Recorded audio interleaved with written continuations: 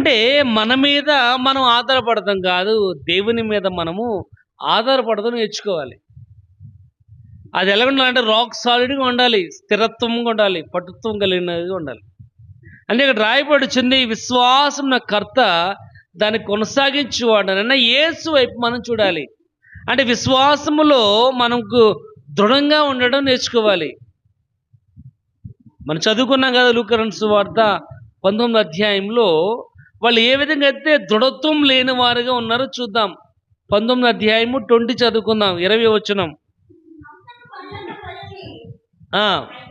అంతట మరి ఒకడు వచ్చి, అయ్యా ఇదిగో నీ మీన నీవు పెట్టిన దానిని కొయ్యువాడవని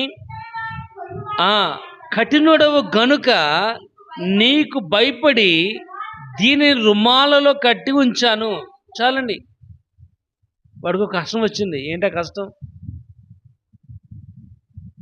వాడికి వచ్చిన కష్టం ఏంటి? మనం చదువుకున్నాం కదా 12వ వచనంలో ఏమ్మా, రాజకుమారుడు రాజు సమ్మె చూడడానికి వెళ్ళాడు. వెళుతూ వాడికి అక్కడ మార్చబడి తన దాసులను పిలిచి వారికి మీనా ఇచ్చి ఏం చెప్పాడంట, నేను వచ్చే వరకు నువ్వు వ్యాపారము. కాబట్టి చాలా కష్టంగా ఉంది వాడికి వ్యాపారం చేయడం.